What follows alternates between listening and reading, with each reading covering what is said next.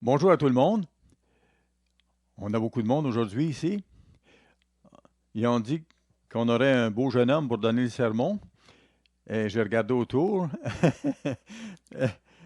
Alors écoutez, vous allez avoir un vieillard à la place. C'est vraiment bon d'être avec vous aujourd'hui et j'apprécie que vous ayez autant de zèle et il y a de croissance dans l'Église et on a plus de monde maintenant dans la salle ici. C'est bien, c'est encourageant. Et ceux qui étaient partis à l'extérieur sont maintenant revenus. Et bien sûr, à mesure que les événements prophétiques se réalisent, les gens s'approchent de plus en plus, ils veulent comprendre. Quand la Pâque approche aussi, l'assistance augmente et c'est normal, c'est une bonne chose. Mais je vais vous dire quelque chose, nous allons avoir seulement une autre assemblée ici dans la salle où nous sommes aujourd'hui. Alors si vous avez des parents ou des amis qui ne sont pas ici aujourd'hui, avertissez-les que la semaine prochaine, ce sera la dernière réunion ici. Nous allons nous réunir ensuite dans notre salle nouvelle à 2 heures l'après-midi. Comme nous augmentons en nombre, nous ne voulons pas aller à l'encontre des règlements municipaux concernant le feu. Alors, même aujourd'hui, on doit diffuser le sermon que je donne sur écran dans une salle voisine parce qu'on a trop de monde dans l'Assemblée. Alors, on doit trouver une solution. Et comme on ne veut pas avoir deux assemblées le jour du sabbat, selon le désir de la plupart d'entre vous, dans cette salle nouvelle, nous allons pouvoir avoir une seule assemblée et tous ensemble. L'œuvre de Dieu avance, vous savez. Nous sommes très reconnaissants pour les nouvelles stations de télévision que Dieu nous donne et la station Word produit de bons fruits en termes de réponses. La semaine dernière, nous avons eu plus de 5000 réponses à l'émission de M. Smith et avant ça, ça a été la même chose la semaine précédente. Alors, nous avançons. Nous augmentons le nombre de stations que nous utilisons et à mesure que les événements prophétiques progressent, nous allons probablement avoir plus de réponses à nos émissions de télévision. Au temps de M. Armstrong, ils avaient beaucoup plus de réponses, bien sûr. Nous avions beaucoup plus de réponses à l'époque. Mais écoutez, à ce moment-là, nous étions sur 157 stations commerciales au même moment et nous n'avons pas accès à autant de stations commerciales pour l'instant. Et nous allons voir ce que Dieu va faire avec ça, avec le petit nombre que nous sommes. Alors, écoutez, je paraphrase M. Churchill qui disait jamais dans l'histoire un si grand nombre ont été redevables à un si petit nombre pour tant de choses. C'est vrai, nous sommes tout petits. Nous sommes un tout petit troupeau. Et même si nous sommes en croissance, nous sommes tout petits comparés aux églises de ce monde qui ont des millions d'adeptes et même 1 milliard d'adeptes comme l'Église catholique. Alors, nous sommes minuscules, pour ainsi dire. Nous sommes le petit troupeau de Dieu, mais Dieu nous donne de plus en plus de puissance et de capacité pour faire l'œuvre. On peut en être reconnaissant. Les événements prophétiques avancent, progressent, et ça va devenir enthousiasmant de plus en plus. Et bien sûr, il y aura des choses traumatisantes qui vont se passer. On doit s'attendre à ça. Certains ont mentionné aujourd'hui dans les annonces que ça a été une semaine difficile avec des défis. Nous allons avoir des défis à rencontrer. Nous allons passer par la période la plus difficile, la plus remplie de défis de toute l'histoire. Nous faisons partie de l'œuvre de Dieu. Écoutez, ça fait plus de 60 ans que je suis dans l'œuvre maintenant et je surveille les événements. Ça fait 61 ans maintenant. Et je peux vous dire, du fond du cœur, je peux vous confier ceci, j'ai nettement l'impression que nous sommes maintenant en train de commencer à entrer dans le dernier droit. Vous savez, dans la course d'un mille, j'ai déjà participé à ce genre de tournoi lorsque j'étais au collège. J'ai été champion d'ailleurs de la course de 1 000. C'était ma spécialisation. Je faisais de la boxe aussi, mais j'étais meilleur pour la course. Et dans la course d'1 000, il nous faut continuer, continuer, continuer, ne jamais abandonner. Même si on devient très fatigué après 3 tours de piste, parfois les jambes nous tremblent même. Et on devient qu'on a de la difficulté à respirer. Mais après le troisième tour, il y a un coup de pistolet, comme au départ de la course. Ils ne font pas ça dans les autres courses, mais dans la course du 1000, ils tirent un coup de pistolet et ça vous donne cette poussée additionnelle d'adrénaline pour terminer la course, pour aller rapidement dans le dernier droit. Et moi, ça m'aidait. Et j'espère que vous tous, vous êtes enthousiasmés pour finir l'œuvre de Dieu. Vous savez, on voit des nouvelles à la télévision au cours des dernières semaines. Nous sommes maintenant dans la phase finale de l'œuvre de Dieu. Je ne veux pas dire qu'il reste seulement 2 ou 3 ans. Il nous reste peut-être 5 ou 10 ans pour terminer l'œuvre. Au moins 5 ans peut-être. Peut-être davantage. Nous ne le savons pas. Mais vous, les jeunes gens, vous pensez que 10 ans, c'est très long. Comme Jessica en avant ici. Alors, Jessica, quand on a 18 ans, on trouve que 10 ans, c'est long. Mais quand on a 80 ans ou 70 ans, on trouve que le temps passe beaucoup plus rapidement.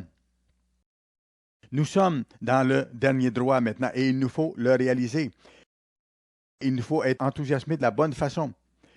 Il y a des événements majeurs actuellement qui se passent partout sur la planète.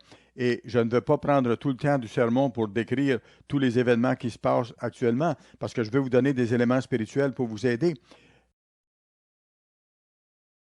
Je vais vous en mentionner 2 ou 3 qui se passent actuellement. Ces événements-là, tragiques, ne se passent pas seulement dans les pays non israélites, mais ça atteint nos pays israélites. Dieu va punir nos nations. Nous ne sommes pas supérieurs en rien aux autres nations, absolument pas. Mais Dieu utilise des nations autres que les nations israélites pour nous punir. Pas parce qu'ils sont plus mauvais que nous sommes ou qu'ils sont insensés. Au contraire, certains sont très capables et très intelligents et ils vont transformer leur capacité et leurs machines militaires pour en faire des machines terribles de destruction sur Israël. Je suis un peu allemand moi-même, mais je sais que les Allemands vont jouer un rôle majeur pour amener la chute d'Israël. Dieu a appelé Pharaon son serviteur, Nabuchodonosor son serviteur aussi. Il a appelé Cyrus son serviteur. Pourquoi? Parce qu'il a utilisé ces différents leaders pour punir son peuple et pour accomplir son œuvre. C'étaient des gens charnels, mais Dieu les a utilisés. Et Dieu va utiliser plusieurs races différentes pour punir les descendants des peuples de langue anglaise. Parce que nous sommes plus mauvais? Non, nous sommes très mauvais, mais nous avons le droit d'aînesse, nous avons reçu des bénédictions extraordinaires. Nous sommes ceux qui avons envoyé des missionnaires dans d'autres pays, qui avons envoyé des infirmières dans d'autres pays. Nous avons imprimé des millions de Bibles que nous avons distribuées, mais nous nous sommes détournés de Dieu et Dieu nous châtie maintenant et commence à le faire. Dans Hébreux 12, il est écrit que Dieu châtie chaque fils qu'il aime. Pas les fils qu'il haït. Dieu m'a châtié. Pourquoi? Parce qu'il m'aime. Pas parce qu'il me déteste. Mais Dieu fait la même chose avec chacun de ses fils qu'il aime. M. Ogwin a donné une très bonne sermonnette là-dessus en disant que si nous aimons les lois de Dieu, rien ne nous offense, comme c'est marqué dans Psaume 119, verset 165. J'ai été envoyé loin du collège à certaines époques. Ce n'était pas ma faute, je n'étais pas en péché, je n'avais pas transgressé les lois de Dieu pour être envoyé ailleurs. Il y avait quelque chose d'autre qui se passait et il y avait des gens qui agissaient mal et je savais et on voulait m'éloigner. Au collège également, à un certain moment donné, lorsque j'ai été vice-président, j'ai été envoyé du collège en plein milieu d'un semestre en semi-exil à Glendora, en Californie. Et on ne voulait pas que j'assiste aux réunions de sabbat au quartier général. Je devais avoir un bureau, mais on ne m'a pas donné de bureau. Et mon épouse a parlé au leader à ce moment-là. Et elle a dit, vous ne voulez pas que mon mari assiste aux réunions? C'était bien le cas. J'ai assisté à 0 assemblée à ce moment-là. Il ne voulait pas que je sois là. Il y avait certains à la tête de l'Église à ce moment-là qui voulaient m'écarter. Je le savais. Certains m'en ont parlé après. Ça m'a comme encouragé de voir que c'était vraiment la bonne perception que j'avais. Parce qu'écoutez, je n'étais pas d'accord avec les changements qu'ils faisaient. Je n'allais pas marcher avec eux dans les changements erronés qu'ils voulaient faire. Même s'ils m'avaient envoyé à Tombouctou ou en Arctique, je ne voulais pas suivre le chemin qu'ils voulaient que nous suivions. Ces changements-là étaient des changements hérétiques et horribles. Il ne faut pas changer les voies de Dieu, absolument pas.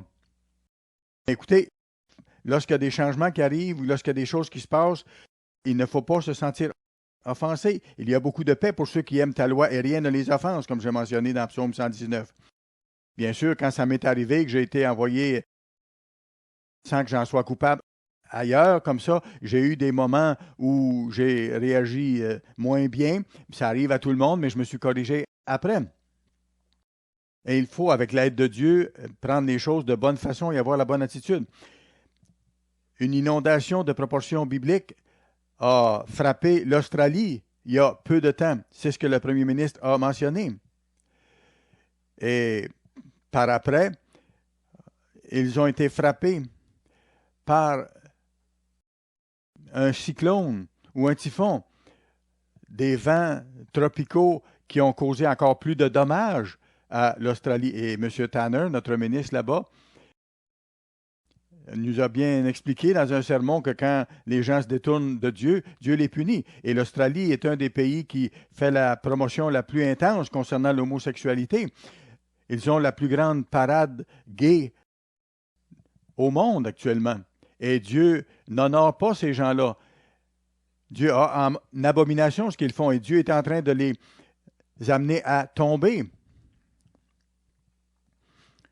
Alors, Dieu commence à intervenir sur Israël.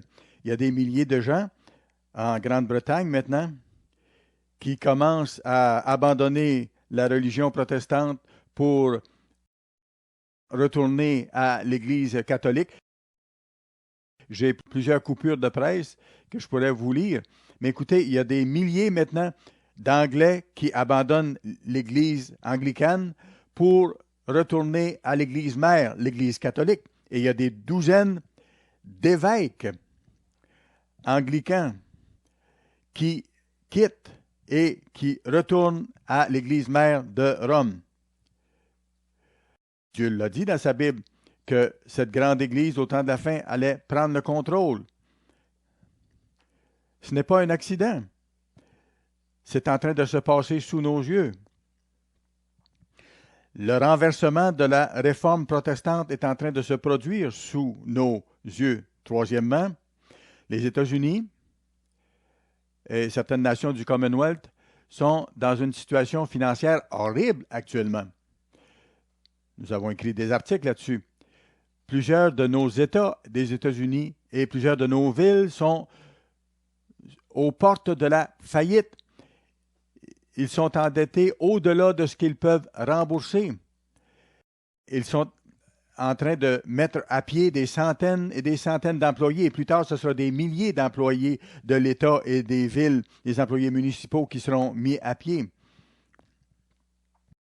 Des infirmières, des enseignants, et ainsi de suite. Ça va aller de mal en pire. D'ici une année ou deux, ça va aller plus mal. Et actuellement, les États-Unis impriment des billets de banque. Ça aura un effet majeur, catastrophique. Après cela, regardez ce qui va se produire. Ça va frapper fort. Je l'ai mentionné dernièrement. Vous savez, les démons connaissent des choses que nous ne savons pas. Ce sont des esprits pervertis dans leur compréhension et dans leur interprétation des choses. Mais ils connaissent certaines choses. Ce sont des esprits brillants. Il influence certaines personnes et certains groupes qui parlent de la prophétie. Et plusieurs personnes actuellement parlent du fait que quelque chose de gros va se produire, quelque chose d'important va se produire en 2012. Est-ce que ce sera la fin du monde? Non. Certains disent peut-être ça, mais ce n'est pas exact. Ce ne sera même pas le début de la tribulation. Est-ce que ce sera l'ère du Verseau avec la paix répandue sur la terre? Non, absolument pas. Il y aura beaucoup de choses, par exemple, qui vont se passer, des choses terribles. Au cours des prochains mois, surveillez les événements mondiaux. Il me semble que 2011 est un prélude à 2012, à quelque chose d'intense qui va se passer, de grands bouleversements. Le Moyen-Orient est en ébullition actuellement. Il nous faut réaliser que ce qui se passe actuellement, c'est le prélude de ce qui nous attend en 2012. La prochaine année est seulement à 11 mois de maintenant. Marchez avec Dieu, soyez prêts, aimez ses lois. Ne vous laissez pas être offensés par quoi que ce soit et ne vous détournez pas du Dieu vivant. J'ai regardé l'émission 60 minutes l'autre jour. L'une des principales analystes qui parle régulièrement sur cette station a parlé de la situation en décrivant les choses comme étant un jour de jugement qui nous atteint maintenant. Meredith Whitney, cette spécialiste, a décrit comment nos États et nos municipalités s'en vont directement à la banqueroute. Alors ça commence à frapper. Beaucoup de gens perdent leur emploi maintenant et ça va augmenter. Beaucoup d'autres vont perdre leur emploi d'ici à 15 ou 20 mois ou 24 mois. Qu'est-ce qui va se passer? Il y aura des soulèvements, il y aura des émeutes pour les emplois, pour avoir de la nourriture. L'inflation commence à réapparaître. Le prix des aliments augmente de façon majeure. Il y a beaucoup d'articles publiés là-dessus. Alors, ces événements-là vont changer notre vie. C'est vraiment le cas. Votre vie ne continuera pas comme une ligne droite sans problème. Vous allez voir des changements majeurs. Notez bien ce que je vous dis. En février 2013, dans 2 ans d'ici, ce sera vraiment différent de ce que nous avons maintenant en février 2011. Et nous approchons du temps de la fin de cette société et de la grande détresse. Quatrièmement, il y a un chaos absolu qui se développe maintenant dans tout le Moyen-Orient. La Tunisie a déjà renversé son président et a un nouveau gouvernement. Et vous avez vu les soulèvements en Égypte.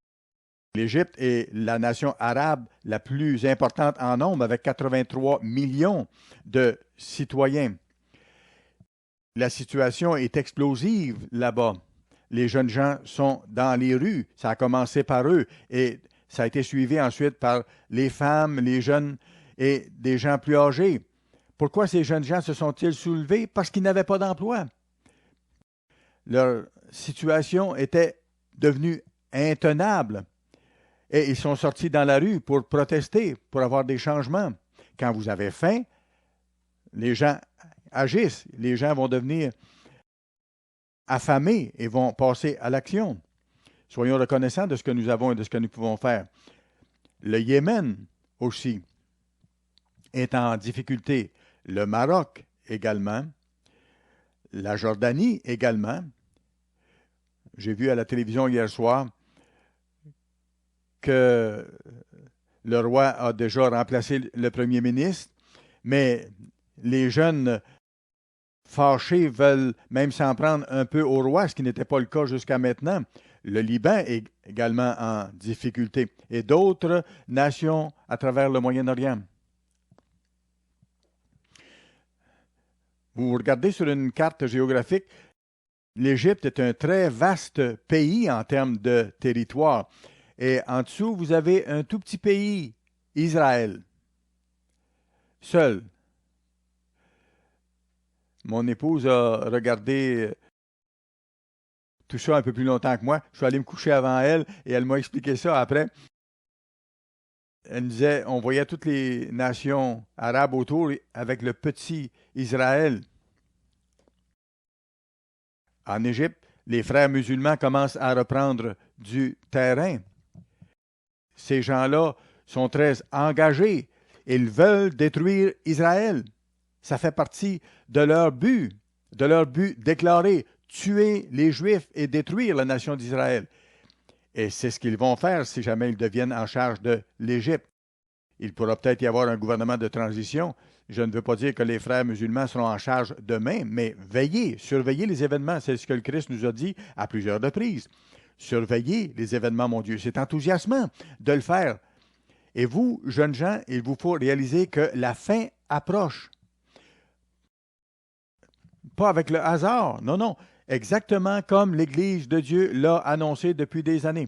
Billy Graham n'enseigne pas ça, Oral Roberts n'enseigne pas ça. Ceux qui se prétendent connaissants de la prophétie dans un paquet de groupes ne le connaissent pas. Aucun ne comprenne la prophétie. Ils parlent du temps de la fin, bien sûr.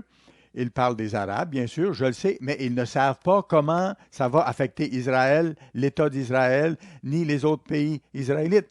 Ils ne comprennent pas comment ça va affecter les descendants des nations d'Israël. Pourquoi? Parce qu'ils n'ont pas la clé pour comprendre la prophétie. Ils ne comprennent pas l'identité des nations israélites modernes. Nous avons expliqué la chose à la télévision, à la radio et dans notre littérature depuis longtemps. Nous avons cette clé, Dieu nous l'a donnée et nous le comprenons. Les nations vont se tourner contre Israël et contre l'Amérique.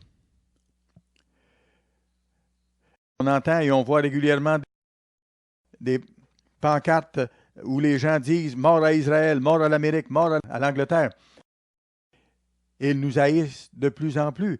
Les choses ne vont pas s'améliorer, elles vont devenir pires.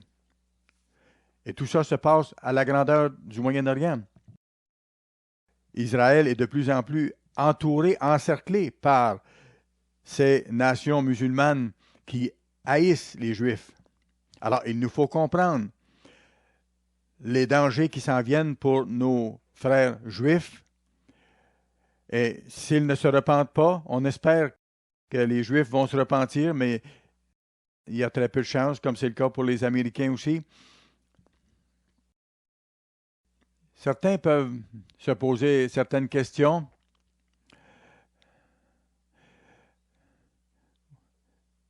Certains vont dire, M. Obama, le président des États-Unis, et Mme Clinton disent qu'ils vont régler les problèmes. Est-ce qu'ils vont régler les problèmes du monde? Non, ils ne vont pas régler les problèmes du monde. Absolument pas. Ça fait 30 ans qu'ils disent qu'ils vont régler les problèmes du monde, les chefs de nos pays, et les problèmes ne se règlent pas. Allez à Psaume chapitre 33, s'il vous plaît. Psaume chapitre 33. Vous allez voir ce que Dieu dit concernant la situation mondiale actuelle. Psaume chapitre 33, et nous allons lire à partir du verset 10. Donc, Psaume 33, verset 10. L'Éternel dit, « L'Éternel renverse les desseins des nations. » Il y aura beaucoup de réunions, mais ça va donner quel résultat? Rien. Dieu renverse les desseins des nations. Il anéantit les projets des peuples. Les desseins de l'Éternel, eux, subsistent à toujours, et les projets de son cœur de génération en génération. Heureuse la nation dont l'Éternel est le Dieu. Heureux le peuple qu'il choisit pour son héritage. On doit être reconnaissant que Dieu soit en charge, mais il nous faut comprendre vraiment que les Nations unies même n'ont rien amélioré dans la situation. Ils ont établi leur charte en 1948, la charte des Nations unies.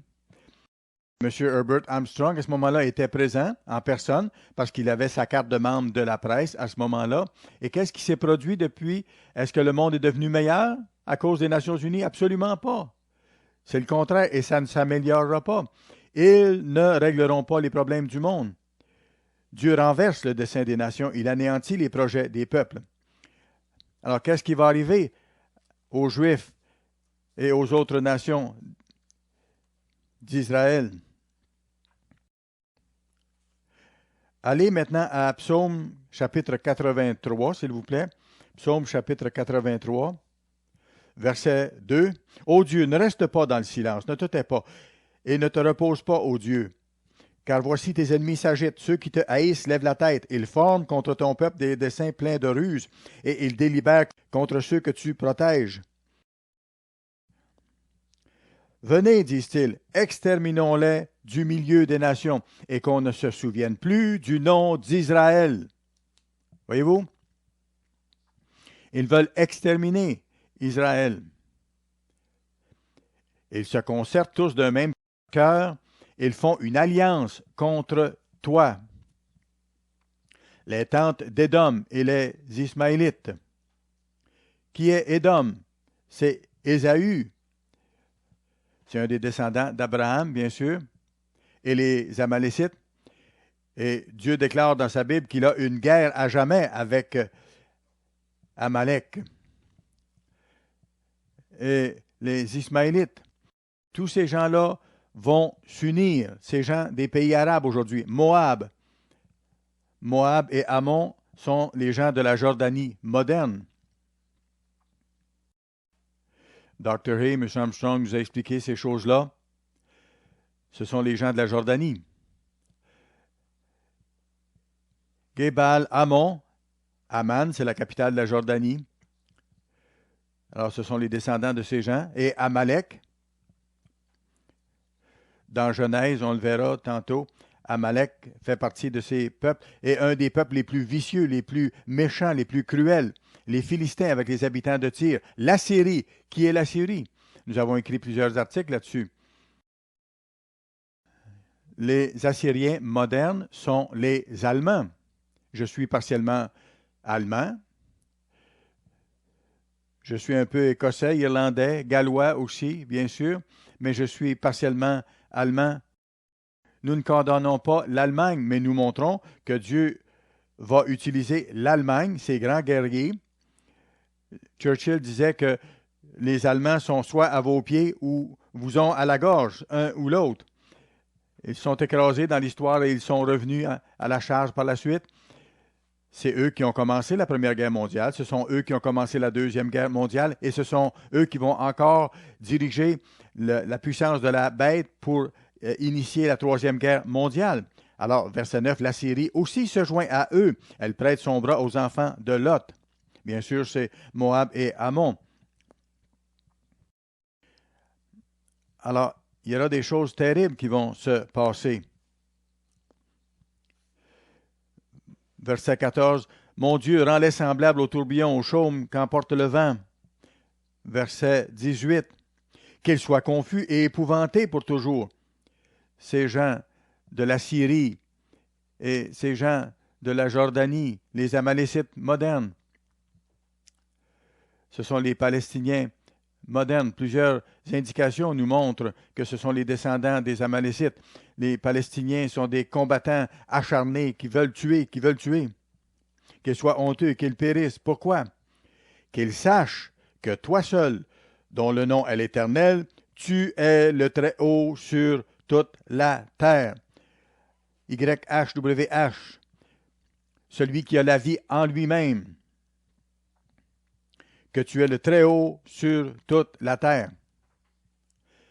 Il faudra que les êtres humains soient ébranlés jusqu'au plus profond d'eux-mêmes pour réaliser que Dieu est Dieu. Et après, ils seront disposés à entendre. Ces choses-là vont se passer. Et vous allez voir ces nations arabes, musulmanes se réunir. Ils vont former une confédération bientôt. Et ils vont combattre Israël. Plus tard, ils vont combattre nos nations aussi. Par après, ils vont combattre le Christ lui-même à sa deuxième venue. Avec la puissance de la bête. Mais ces gens-là vont apprendre des leçons terribles. Allons maintenant à Genèse, chapitre 16, s'il vous plaît. Genèse, chapitre 16. Je vais commencer à lire au verset 9. Ici, il parle de Agar, la servante d'Abraham avec laquelle il a eu son premier fils. Allons au verset 9. L'ange de l'Éternel lui dit, à Agar, retourne vers ta maîtresse et humilie-toi sous sa main. L'ange de l'Éternel lui dit, je multiplierai ta postérité et elle sera si nombreuse qu'on ne pourra pas la compter. Il y a beaucoup de gens arabes dans le monde. Verset 11, l'ange de l'Éternel lui dit, voici tu es enceinte et tu enfanteras un fils et tu lui donneras le nom d'Ishmaël, qui veut dire Dieu entend, car l'Éternel a entendu ton affliction. Et Dieu lui a donné à ce moment-là ce qu'elle avait besoin. Il sera, verset 12, remarquez bien, il sera un homme gentil, un homme aimable, affable. Non, il sera comme un âne sauvage. Sa main sera contre tous et la main de tous sera contre lui. Et il habitera en face de tous ses frères. Ces Arabes, traditionnellement, ont toujours été des combattants, soit qu'ils nous ont combattus ou soit qu'ils se sont combattus entre eux. C'est dans leur nature. L'autre jour, il y avait un article dans le journal local ici, et on essayait de prétendre que toutes les races sont pareilles. C'est une idée moderne, mais qui est fausse. Nous ne sommes pas tous pareils. C'est insensé de prétendre qu'on est tous pareils. Certains disent, ah, c'est d'avoir un préjugé que de penser ou de dire qu'on n'est pas pareil. Écoutez, avec l'Esprit de Dieu, on n'en veut pas à personne d'être différent, mais il nous faut comprendre la réalité, c'est la réalité des choses. Même dans les journaux, de plus en plus, on voit que les gens prétendent qu'il n'y a pas de différence entre un homme et une femme. Et c'est pour ça qu'on peut, selon eux, se marier entre hommes et entre femmes, et ainsi de suite, et faire n'importe quelle chose. Non, c'est de la foutaise. Dieu haït ces choses-là. Il appelle ça de l'abomination. Dieu a fait l'homme et la femme différents pour un but précis. Il a fait les groupes ethniques différents. Et les hommes essaient d'effacer ces différences-là en prétendant que ce n'est pas le cas. C'est ridicule, ce n'est pas ce que Dieu a voulu. Pour simplifier les choses, on peut dire, on peut simplement considérer les Juifs, par exemple. Pourquoi les Juifs sont en tête presque dans tous les domaines de l'activité humaine? Parce qu'ils ont des caractéristiques différentes. Il y a plusieurs années, on a parlé de ça avec Mme Lucie Martin. Les 5 violonistes les plus réputés à l'époque étaient tous des Juifs. Je ne me rappelle pas les noms de chacun, mais à une époque, les meilleurs violonistes sur la terre étaient des Juifs. Et aussi, les 5 pianistes les meilleurs sur la terre étaient des Juifs. Rubinstein, Horowitz et d'autres dont les noms m'échappent. Je ne peux pas me rappeler tous ces noms. Ça fait longtemps. J'avais une liste que j'ai tirée du Wall Street Journal où on indiquait que les plus grands scientifiques dans le domaine atomique, dans le domaine nucléaire, dans le domaine de la santé, c'était des hommes avec des noms juifs. Ou même s'ils n'avaient pas des noms juifs, parfois on peut voir dans leur histoire que ce sont des descendants de juifs. Certains ont changé leur nom. Certains juifs dans l'histoire, à partir de la Deuxième Guerre mondiale, ont changé de nom, sont entrés, pour ainsi dire, dans la clandestinité, ont changé leur identité. Des millions de Juifs ont suivi ce chemin-là de la clandestinité. Ils ont changé leur nom pour ne pas être persécutés. Ces gens-là ont des capacités extraordinaires. On les retrouve en tête de plusieurs domaines en termes de performance. Je ne suis pas un Juif, mais je reconnais leur talent. Je pense que je n'ai pas une goutte de sang juif dans mon sang. J'ai peut-être un peu de sang de Lévite. Les Lévites n'étaient pas aussi brillants que les Juifs. Les Lévites étaient les musiciens. Ma sœur ici enseignait la musique. Et les gens du côté de ma mère étaient des enseignants. Ça prouve rien, malgré que le nom de ma mère était Cohen. Un nom lévitique, c'est un nom de Lévite. Mon ami Mordecai Joseph m'avait dit, bon, c'est un nom lévite. Alors, je peux être partiellement lévite. Et Dieu utilise les caractéristiques de chaque nation pour faire ce qu'il veut faire.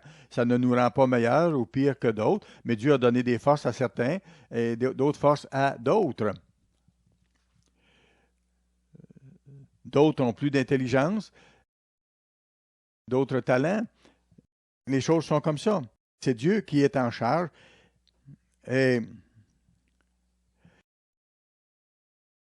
Dieu dit que Ishmaël serait un âne sauvage.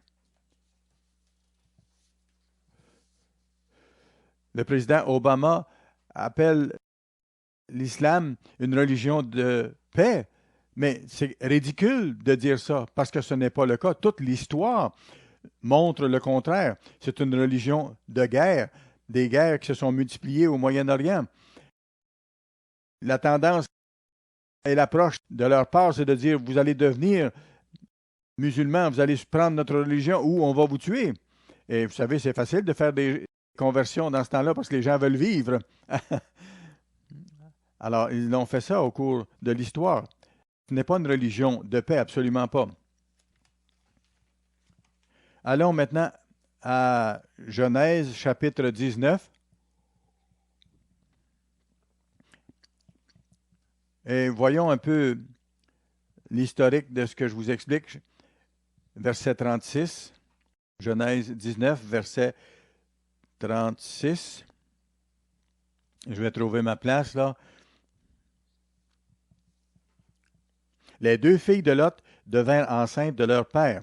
Vous savez un peu l'histoire. Lot a fui Sodome. Son épouse a été tournée en statue de sel en cours de route et Lot est resté seul avec ses deux filles. Et les deux filles voulaient continuer la famille, avaient peur de ne pas avoir d'enfants. Ils ont donné la boisson à leur père, l'ont enivré et ont eu des enfants de lui. L'aîné enfanta un fils qu'elle appela du nom de Moab. C'est le père des Moabites jusqu'à ce jour. La plus jeune enfanta aussi un fils qu'elle appela du nom de Ben-Ami. Et c'est le père des Ammonites jusqu'à ce jour. Ce sont les enfants de Lot. Et Lot était parent d'Abraham.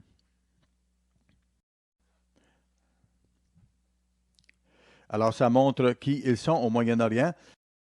Maintenant, allons au chapitre 27, s'il vous plaît. Genèse 27.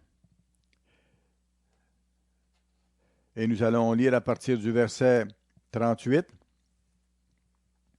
où il est question d'Ésaü. Rappelez-vous, il a perdu son droit d'aînesse. Il a vendu pour un bol de soupe, dans le fond. Jacob a menti pour avoir les bénédictions en plus, bien sûr. Il était rusé et déshonnête au début, Jacob. Verset 38. Ésaü dit à son père, n'as-tu que cette seule bénédiction, mon père?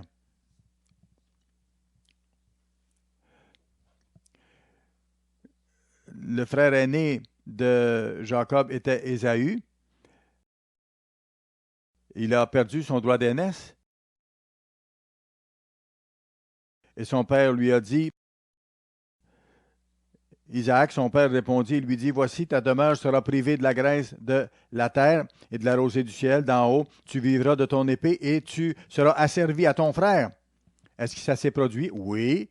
Malheureusement, au Moyen-Orient, pendant plusieurs années, les Israélites, les Anglais, les Français et d'autres ont dirigé ces nations pendant de longues périodes de temps. Ça s'est accompli. Mais en errant librement ça et là, tu briseras son joug de dessus ton cou. Ésaü conçut de la haine contre Jacob à cause de la bénédiction dont son père l'avait béni. Et Ésaü disait en son cœur, le jour de deuil de mon père vont approcher et je tuerai Jacob, mon frère. Alors, on voit l'inimitié qui continue jusqu'à aujourd'hui. Allez au chapitre 28 maintenant de Genèse et le verset 9. Et Ésaü s'en alla vers Ismaël et prit pour femme, outre les femmes qu'il avait, Mahalat d'Ishmaël. Alors, Dieu avait dit qu'il aurait une nature très sauvage, très violente. Alors, cette même attitude a continué de génération en génération. Allez maintenant au chapitre 36 de Genèse, chapitre 36, verset 1.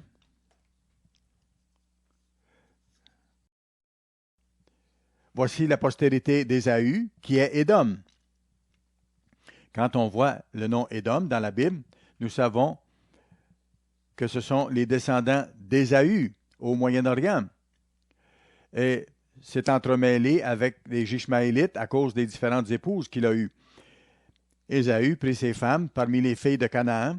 Ada, fille d'Élon. Allons au verset 8. Ésaü s'établit dans la montagne de Séhir. Ésaü, c'est Édom. Ésaü, c'est Édom. Verset 9. Voici la postérité d'Ésaü, père d'Édom, dans la montagne de Séhir. Voici les noms des fils d'Ésaü. Éliphaz, fils d'Ada, femme d'Ésaü, et ainsi de suite.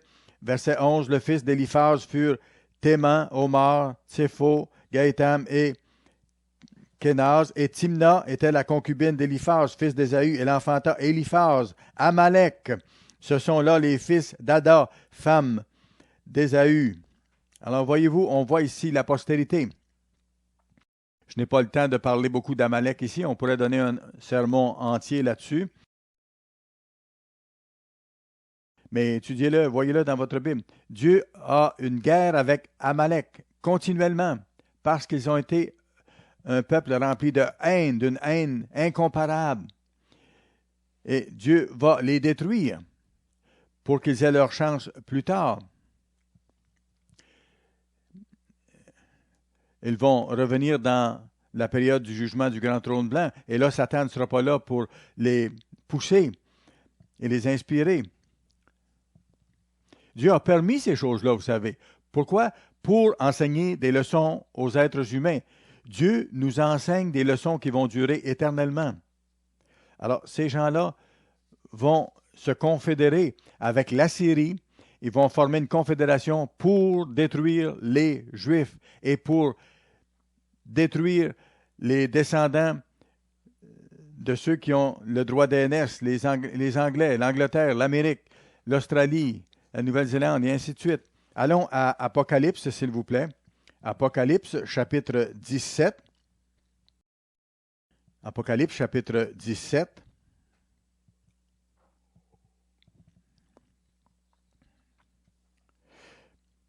Ça parle de la grande prostituée ici, qui règne sur les grandes eaux, sur les nations. Et il dit au verset 3, « Et je vis la femme assise sur une bête écarlate, pleine de noms de blasphème, ayant 7 têtes et 10 cornes. » Nous savons ce que ça veut dire.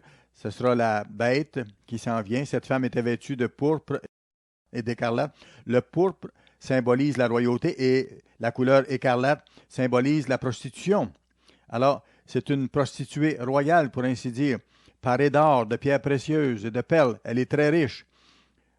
Et le terme femme est utilisé dans la Bible pour décrire une église. Alors, il s'agit ici d'une fausse église, mais d'une très grande église, très riche, d'une prostituée. Elle tenait dans sa main une coupe d'or remplie des abominations et des impuretés de sa prostitution. Sur son front était écrit un nom, un mystère, Babylone, la grande.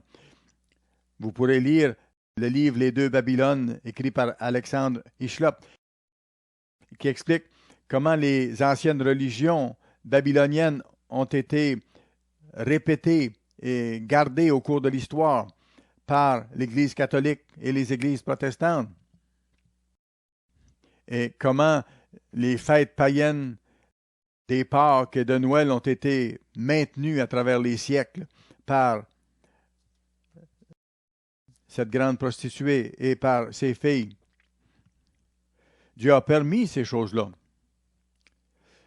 Babylone la grande, la mère des prostituées et des abominations de la terre. Et je vis cette femme ivre du sang des saints et du sang des témoins de Jésus. Frères et sœurs, sachez ceci, et vous aussi, jeunes gens, plusieurs d'entre vous, vous avez eu des amis qui font partie de cette Église, et ce sont des gens aimables. La première personne qui m'a mis KO, pour ainsi dire, à la boxe. C'était une jeune voisine qui avait 4-5 ans de plus vieille que moi. Mon père m'avait donné des gants de boxe et je suis allé devant elle. Elle était plus grande que moi. Elle avait 4-5 ans de plus vieille que moi. Elle m'a frappé au visage et j'ai vu des étoiles. C'était des gens aimables, des bons voisins. Il y avait une fillette qui était de mon âge, mais elle, Nancy, avait 4-5 ans de plus vieille que moi. Alors, les catholiques sont des gens qui peuvent être très aimables aussi. Je vis cette femme ivre du sang des saints et des témoins de Jésus. Et quand vous lisez l'histoire des persécutions au Moyen Âge, vous voyez l'Inquisition catholique, ça a été terrible. Et vous, jeunes gens, étudiez ces choses-là. Allez sur Internet s'il le faut. Tapez le mot Inquisition. Voyez ce qui s'est passé dans l'histoire pendant des dizaines et des dizaines d'années. Comment les gens qui n'étaient pas d'accord avec ce système-là ont été torturés, ont été brûlés sur des bûchers, ont vécu des choses horribles à cause de la religion. Les bourreaux ont fait ça au nom de la Vierge Marie et supposément au nom du Christ. Et en la voyant, je fus saisi d'un grand étonnement. L'ange me dit, pourquoi t'étonnes-tu? Je te dirai le mystère de la femme et de la bête qui la porte, qui a les 7 têtes et les 10 cornes. Il parle ici de ce système, Rome, qui est tombé en 476 et qui a été ravivé en 554 par Justinien. Et il y a eu d'autres résurrections de cet empire romain par la suite. Nous allons assister bientôt à la dernière résurrection de l'empire romain. Ça vient très bientôt. Certaines personnes qui parlent de la prophétie à tort et à travers, des prédicateurs qui ne connaissent pas vraiment et qui ne comprennent pas vraiment la prophétie, disent que cette bête, ce sera les Chinois ou ce sera les Arabes. Non, absolument pas. Ça sera en Europe. La bête sera en Europe. Beaucoup de gens parlent de la prophétie sans vraiment la comprendre et se trompent là-dessus. Je ne m'appelle pas tous les noms de ces gens-là, mais ils ne comprennent pas. Ce sera le même système, au même endroit, par les mêmes gens. Et ça va réapparaître en Europe. Verset 10. Ce sont aussi 7 rois, 5 sont tombés. Au moment où ça a été amené à l'attention de M. Armstrong, on a compris un élément important ici. Dieu a donné à M. Armstrong de comprendre ça. Et à ce moment-là, 5 étaient tombés, 5 résurrections de l'Empire romain étaient déjà arrivées. Un existait, un existe, et l'autre n'est pas encore venu. Alors, M. Armstrong est arrivé donc, et Dieu lui a donné de comprendre qu'au moment où M. Armstrong était vivant, un existait, et c'était l'axe Hitler-Mussolini. C'était la 6e résurrection de l'Empire romain.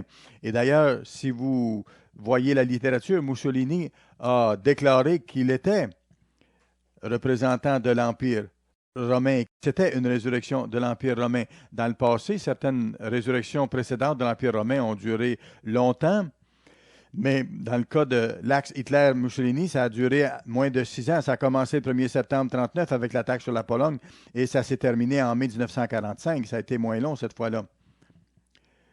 L'autre n'est pas encore venu et quand il sera venu, il doit rester un peu de temps. Et la bête qui était et qui n'est plus, elle est elle-même un 8e roi. Alors, Rome est le 8e système, pour ainsi dire. Il y a eu Rome, original, puis chacune des résurrections.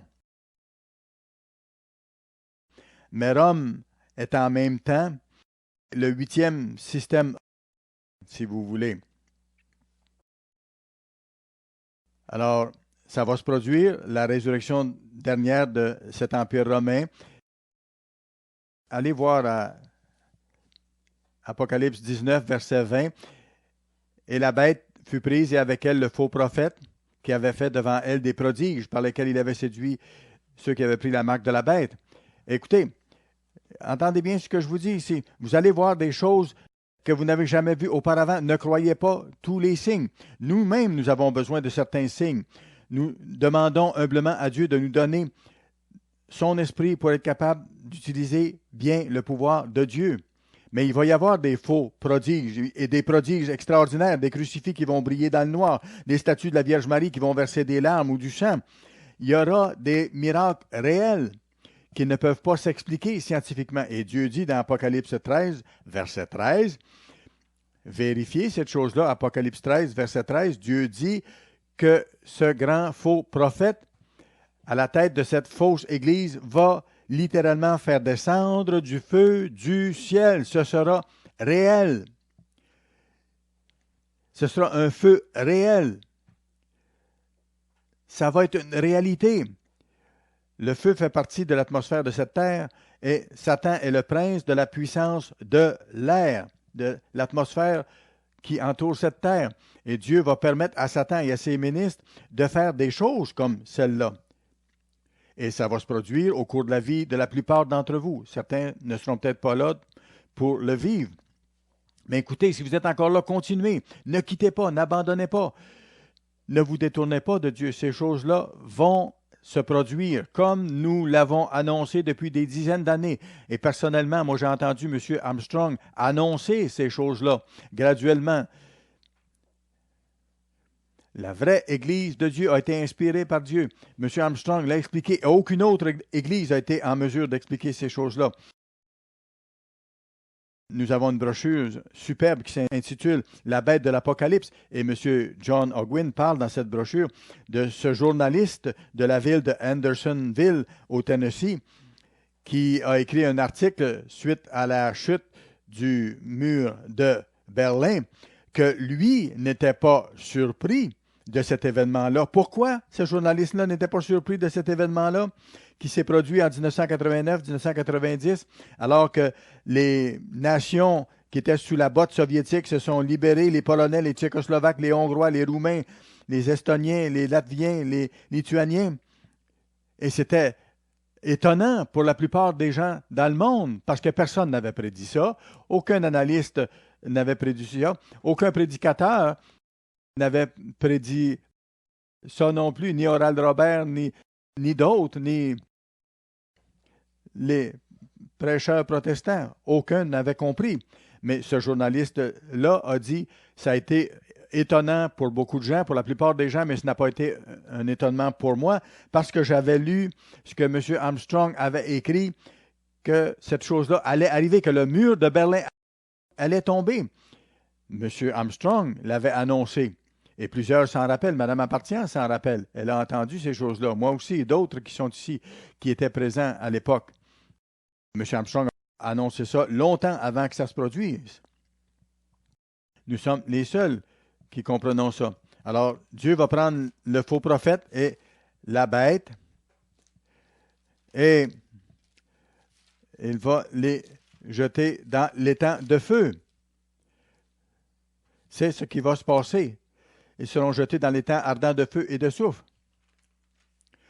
Ce sera tentant de suivre le faux prophète et le chef militaire puissant. Ce sera invitant de le faire. Et les gens vont être tentés de le faire. Tous les êtres humains vont suivre cette direction-là. Ne faites pas ça. Obéissez aux directives de Dieu. Ces deux êtres-là vont sembler tellement importants, mais peu de temps après, ils seront disparus. Je me rappelle qu'après la mort de M. Armstrong, il y avait des gens qui paraissaient très importants dans l'Église. Et des gens venaient me dire, regardez M. Untel et M. Untel, comment ils font bien. Moi, j'étais sur la réserve parce que je savais qu'ils ne comprenaient pas les choses, je savais leurs hérésies, leur approche hérétique.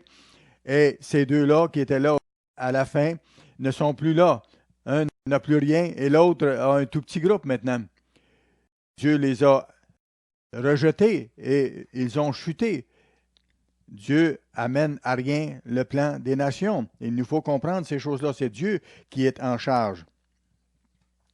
Il dit ici, Apocalypse 17 et le verset 12, Apocalypse 17, verset 12, les 10 cornes que tu as vues sont 10 rois.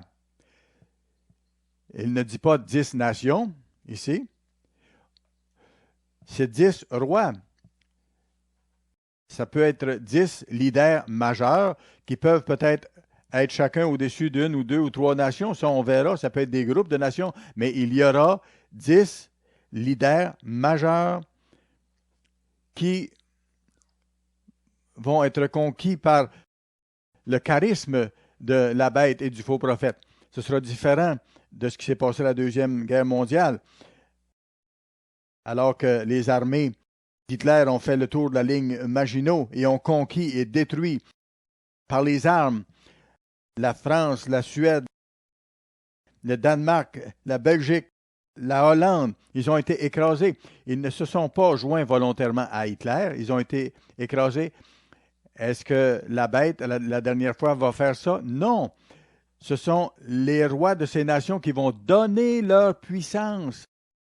Ce sont les rois des nations qui vont donner leur puissance à la bête. Il sera charismatique. Il va se présenter d'abord comme un grand leader qui veut amener la paix, qui veut amener la prospérité, qui va dire maintenant, nous allons avoir une unité parce que nous allons avoir une seule religion. Il n'y aura plus de guerre religieuse et nous allons pouvoir adorer ensemble. Ça va être formidable comme présentation. Ça va sembler bon, sauf que Dieu a dit d'avance exactement le résultat de ce faux système. Et regardez le verset 12 ici. Ils n'ont pas reçu de royaume encore, mais qui reçoivent autorité comme roi pendant 1 heure avec la bête. Une très courte période. Ils ont un même dessein. Verset 13. Et ils donnent leur puissance. Voyez-vous, volontairement, ils donnent leur puissance et leur autorité à la bête. Ils sont séduits. Ils sont séduits pour donner leur pouvoir à la bête, pour participer volontairement. Et il y aura des millions de gens impliqués dans ça, des Français, des Italiens, des Portugais et plusieurs autres nations en Europe et en Europe de l'Est. Et ils vont former une immense armée, des nations catholiques surtout. Est-ce qu'ils vont aimer le Christ? Est-ce qu'ils vont adorer le vrai Dieu? Non. Ils vont faire la guerre à l'agneau, verset 14. Ils combattront contre l'agneau, contre le Christ lui-même, et l'agneau les vaincra, parce qu'il est le Seigneur des seigneurs et le roi des rois. Et les appelés, les élus et les fidèles qui sont avec lui les vaincront aussi. Peut-être qu'à ce moment-là, nous aurons participé à la belle cérémonie des noces de l'agneau et nous allons descendre avec le Christ pour combattre ces nations-là. Nous allons avoir cet honneur en tant que les saints de Dieu, comme on voit au psaume 149. Pensez au verset 14. Imaginez-vous, la vaste majorité de l'Occident seront séduits, tellement séduits, qu'ils vont littéralement combattre le Christ lorsqu'il reviendra. J'ai un CD que j'aime beaucoup qui est enregistré par M. Roger Bryan, qui enseignait la musique au collège à Big Sandy. Il a une belle voix de ténor. Et je me rappelle un de ses chants qui décrit le retour de Christ et dans lequel il dit, les mots m'échappent, là, mais il dit, nous allons être débordants de joie, d'un enthousiasme indescriptible lorsque le Christ va descendre sur la terre. Ce sera le cas pour les serviteurs de Dieu, mais pas pour l'ensemble de l'humanité. L'ensemble de l'humanité vont vouloir détruire le Christ, vont tourner leurs armes les plus puissantes vers lui pour le détruire. Ils seront séduits.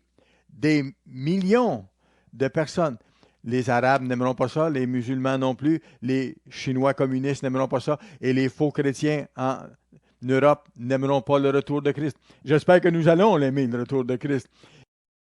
Il faut y tenir. Écoutez, les larmes vont couler de nos yeux, des larmes de joie. Finalement, le Christ viendra et ce sera fantastique de vivre ces choses-là. Il nous faut comprendre à quel point ces gens-là sont séduits. Le temps passe et il faut comprendre ces choses-là. Allons maintenant à Matthieu chapitre 24, s'il vous plaît. Un chapitre capital en ce qui concerne les événements du temps de la fin. Matthieu chapitre 24. C'est une description les plus complètes des événements du temps de la fin. Matthieu chapitre 24 décrit ce que Marc 13 et Luc 21 décrit également, mais c'est plus complet ici. Matthieu 24 et le verset 3. Le Christ s'assit sur la montagne des Oliviers et ses disciples vinrent en particulier lui poser cette question. Dis-nous quand cela arrivera-t-il et quel sera le signe de ton avènement et de la fin du monde, non pas de la fin de la planète ou de l'existence de la planète, mais de la fin de cette société-là. Verset 4, Jésus leur répondit, prenez garde que personne ne vous séduise, car plusieurs viendront sous mon nom. Ils ne viennent pas au nom de Satan. Non, ils disent, je suis un ministre de Dieu, j'enseigne la Bible. Ils viennent en prétendant représenter le Christ. Et qu'est-ce qu'ils disent, ces gens-là? Ils parlent du Christ. Ils parlent du Christ dans une mangeoire, dans la crèche. Et ils parlent du Christ dans la fête de Noël, et ainsi de suite. Ils parlent de la mère et de l'enfant. Et ils continuent à chanter Sainte Nuit, les anges dans nos campagnes, et ainsi de suite. Et on associe à ça des chansons comme celle de Bing Crosby qui dit que je rêve d'un Noël blanc. Et ce sont des choses émouvantes. Et on associe à ça des réunions de famille qui sont gentilles en soi, mais ça présente quand même un faux Dieu, un faux Jésus et un faux but de l'existence humaine. Pensez-y un peu. Dans le monde à venir, je suis convaincu que nous aurons de merveilleuses fêtes, de merveilleuses réunions de famille, de grandes célébrations, comme à la fête des tabernacles, par exemple, et à d'autres moments donnés aussi, mais ça sera fait de bonne façon, à l'intérieur du vrai but de la vie, et nous aurons de la belle musique, avec des choses 10 fois plus belles que ce que l'on voit dans les fêtes païennes aujourd'hui, que Noël, les Pâques, et ainsi de suite. Alors, donc, les faux prophètes, les faux enseignants vont séduire plusieurs gens et séduiront beaucoup de gens. Quel est le premier sceau qui sera ouvert dans Apocalypse? Les fausses religions, et ça commence maintenant plus que jamais, alors que des milliers d'Anglais anglicans retournent à Rome maintenant, alors que l'écuménisme fait son chemin. Nous n'assisterons pas à une diminution de la ferveur religieuse. Au contraire, nous allons assister de plus en plus à une augmentation intensifiée de la ferveur religieuse. Mais ils vont se tourner vers les faux prophètes, vers une fausse religion. Regardez bien ça se produire, ça va se produire sous vos yeux. Alors viennent les guerres et les bruits de guerre. Verset 7, une nation, et dans le grec c'est ethnos, c'est-à-dire des ethnies différentes vont s'entretuer. Une nation s'élèvera contre une nation et un royaume contre un royaume. On a vu ça en Irlande. Et ça va se produire, ça va se multiplier, ça va se produire à plus grande échelle. Et puis après, ça dit, il y aura des famines. Les famines vont suivre. Vous savez, les grandes sécheresses qu'on a vues depuis 7 ans en Australie et aux États-Unis, et après ça, les inondations, c'est ce qu'on voit se produire dans nos pays. Les productions alimentaires vont diminuer. Ça va se produire au Canada aussi, et il y aura un manque de nourriture et des famines, et il y aura des épidémies. Tout ça va se produire, et il y aura des tremblements de terre. Il y aura des tremblements de terre en différents lieux, mais des tremblements de terre massifs, comme on n'a jamais vu auparavant. Après, il y aura une persécution religieuse. Alors, on vous livrera au tourment, les vrais serviteurs de Dieu, et on vous fera mourir, et vous serez haïs de toutes les nations à cause de mon nom. Cette œuvre sera connue plus qu'elle ne l'est maintenant. Ça nous rendra plus exposés. Je serai davantage en danger. Et il ne faudra pas quitter le navire, parce que ce ne sera pas facile, mais vous allez avoir la récompense éternelle si vous gardez votre foi et vos yeux en Dieu. Vous serez haïs de toutes les nations à cause de mon nom. Alors plusieurs succomberont et se trahiront, se haïront les uns les autres. Plusieurs faux prophètes s'élèveront et séduiront beaucoup de gens. Et il nous faut annoncer le royaume de Dieu qui s'en vient.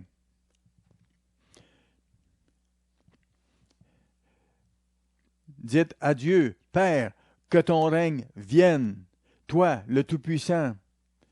C'est ce qu'on doit demander à Dieu régulièrement. Avant de connaître le vrai Dieu, je disais ça dans mes prières, mais sans vraiment le comprendre. Ceux qui nous enseignaient dans l'église où j'allais ne comprenaient pas ça. Mais quand j'ai été appelé à l'église il y a 61 ans, j'ai commencé à comprendre que le royaume de Dieu, c'était un vrai gouvernement qui allait venir, qui allait être établi sur la terre. Et c'est ce qu'on demande maintenant.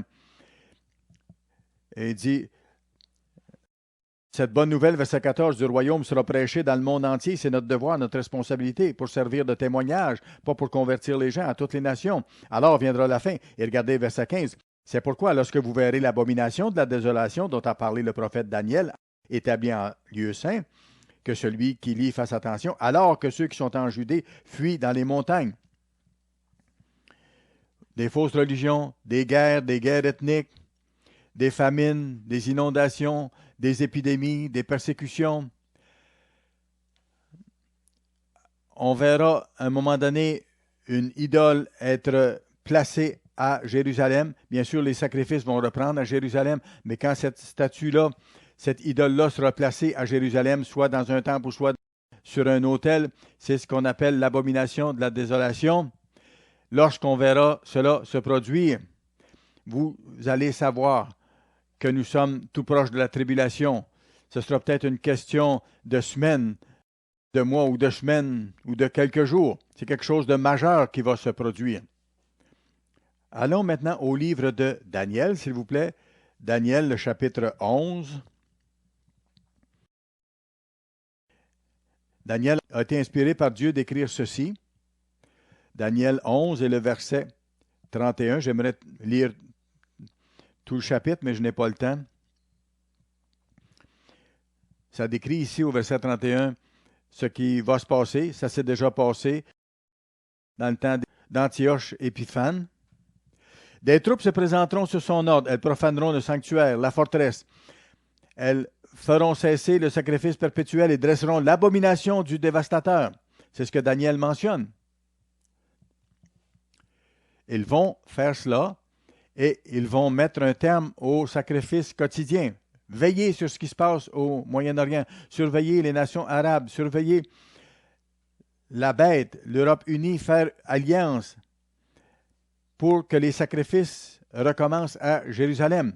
Parce que, voyez-vous, ces sacrifices-là ne peuvent pas être arrêtés s'ils n'ont pas d'abord repris. Alors, ils vont reprendre. Lorsque les sacrifices seront arrêtés, une période de temps horrible va commencer. Verset 40 maintenant. Au temps de la fin, le roi du Midi se heurtera contre lui, et le roi du Nord, du Septentrion, fondra sur lui comme une tempête avec des chars et des cavaliers et avec de nombreux navires. Il avancera dans les terres, se répandra comme un torrent et débordera. Alors, ça décrit la machine militaire allemande. Durant la Deuxième Guerre mondiale, on appelait ça le Blitzkrieg, ou la guerre éclair. L'Allemagne fondait littéralement, soudainement, sur ceux qui l'attaquaient. Alors, c'est ce qui va se passer au temps de la fin.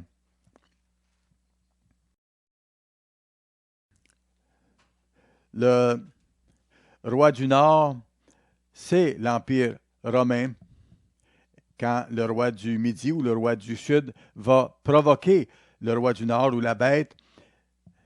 Celle-ci va fondre sur le roi du Sud, sur les pays arabes, avec leur équipement des plus modernes, et va les écraser. Il nous faut comprendre cela. Frères, surveillez les pays arabes, l'Égypte et les autres. Une certaine unité va se développer, va se bâtir entre eux.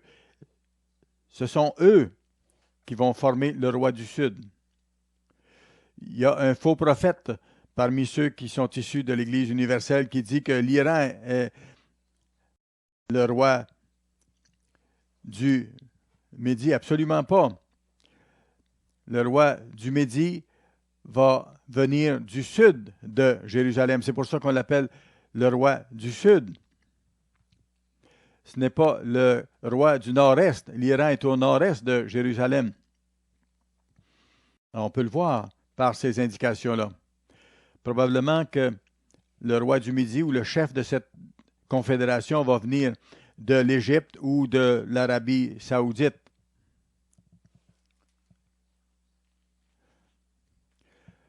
Le roi du Sud va attaquer ou provoquer l'Empire romain. Ce sera peut-être une attaque, mais ce sera peut-être une provocation aussi.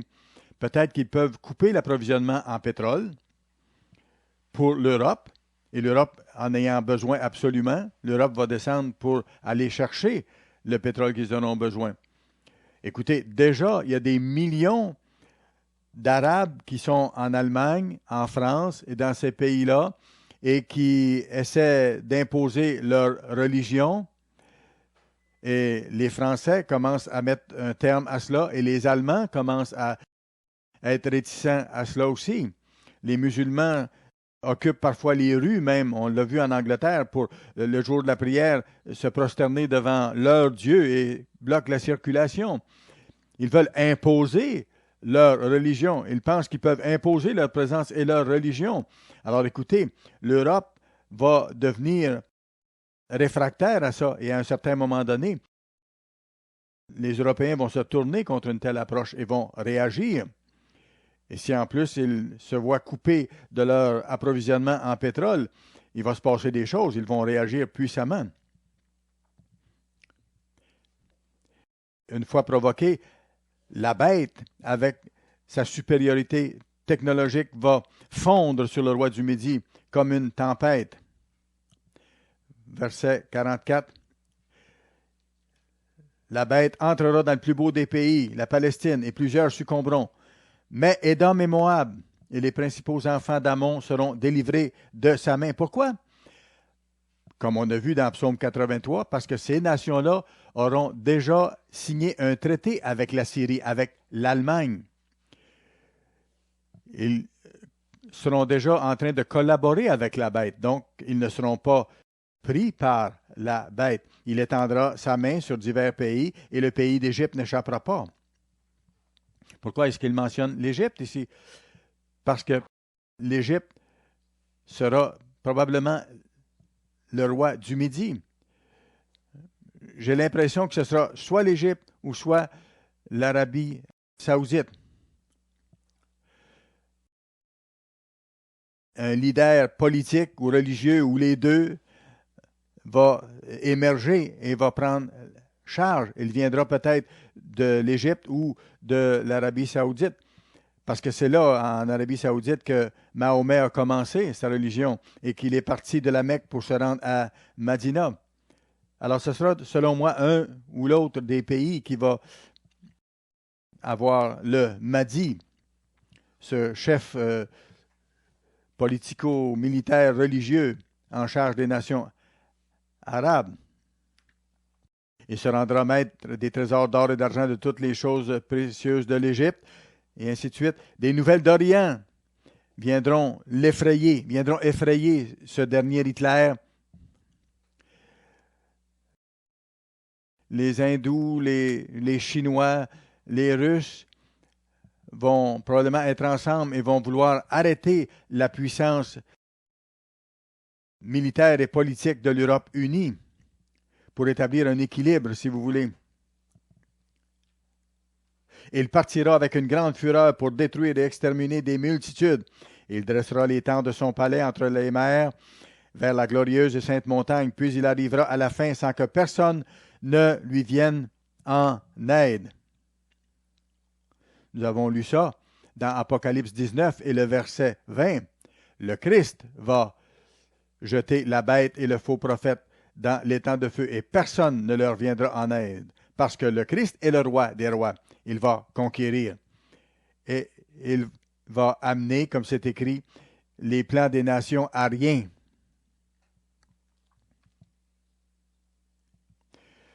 Et lorsqu'on va au chapitre 12, Daniel, chapitre 12 et le verset 1, en ce temps-là, au moment de ces grandes batailles au moment où les nations arabes seront écrasées par la puissance de la bête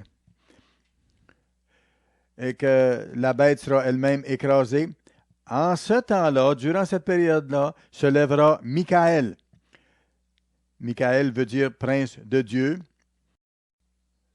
le grand chef, le défenseur des enfants de ton peuple. Dieu a des anges et des archanges. Ici, un chérubin qui a un rôle à jouer spécial. Michaël a comme responsabilité de veiller sur Israël. Gabriel est un chef messager ou un messager en chef pour Dieu. Lucifer était un archange avec les deux premiers, mais maintenant, il a changé complètement. En ce temps-là, ce sera le temps de la grande tribulation, et ce sera une époque de détresse telle qu'il n'y en a point eu depuis que les nations existent. Vous pourrez voir ça dans Ézéchiel 5, verset 9, Matthieu 24, verset 21, Jérémie 30, verset 4 à 7. Ce sera un temps d'angoisse jamais vu dans l'histoire du monde. La grande détresse, la tribulation. En ce temps-là, ceux de ton peuple qui seront trouvés inscrits dans le livre seront sauvés. Si nos noms sont écrits dans le livre de vie, si nous marchons avec Dieu, plusieurs de ceux qui dorment dans la poussière de la terre se réveilleront. Le peuple de Dieu qui est décédé, j'aimerais ça être là à la dernière trompette j'aimerais ça être là au temps de la fin, au moment de la résurrection, dans le cimetière de Mountain View, près de Pasadena, et de voir M. Armstrong sortir de la terre, Mme Armstrong aussi, et nos collègues de travail. Il y a un cimetière aussi à Gladewater, parce qu'il y avait beaucoup de membres de l'Église qui sont allés vivre leurs derniers jours et mourir dans cette région-là. Alors, ils se réveilleront, les uns pour la vie éternelle, les autres pour l'opprobre, pour la honte éternelle. Ceux qui auront été intelligents, frères et sœurs, vous qui êtes ici, vous qui êtes un peu partout à travers le monde, en Europe, en Asie, en Afrique, dans les Antilles, en Amérique, un peu partout, comprenez bien ceci, soyez sages, comprenez ces choses-là, soyez enthousiasmés par rapport à ça. Nous sommes au temps de la fin. Nous entrons dans le dernier droit. Nous avons quelques années brèves pour faire ces choses-là. Nous avons seulement quelques années pour amasser des trésors dans le ciel, seulement quelques années pour être vraiment le peuple de Dieu, pour annoncer la merveilleuse nouvelle du monde à venir. Ceux qui auront été sages, qui auront enseigné la justice à la multitude, brilleront comme les étoiles, à toujours et à perpétuité. Voilà notre but. Soyons sages, frères et sœurs. Nous avons un appel merveilleux. Nous entreprenons le dernier droit vers le but. Quand le dernier coup de pistolet retentit, bang, il nous faut avoir cette importante montée d'adrénaline et nous dire, allons, allons, en avant. Nous arrivons au bout. Nous allons terminer la course. Nous allons avertir le monde. Les avertir avant qu'il ne soit trop tard. Nous allons répandre ce message dans le monde entier. Ayons cette poussée d'adrénaline spirituelle et achevons le travail de tout notre cœur. Nous serons récompensés et nous brillerons comme les étoiles à tout jamais dans le royaume de Dieu, dans la famille même de Dieu, en portant son nom pour toujours. Voilà ce qui nous attend. Tenons bon en avant.